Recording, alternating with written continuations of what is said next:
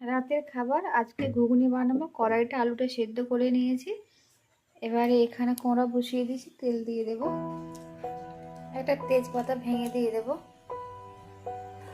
অল্প করে পেঁয়াজ দিয়ে দেব, অল্প রসুন দিয়ে দেব, অল্প আদা দিয়ে দেব, গোটা গোটা লঙ্কা দিয়ে দেব, হলুদ গুঁড়ো দিয়ে দেব, কাশ্মীরি লঙ্কা গুঁড়ো দিয়ে দেব, দেবো সামান্য জল, একটু গরম মশলা দিয়ে দেবো, গোটা আলু ছাড়িয়ে নিয়েছি দিয়ে দেবো, আলু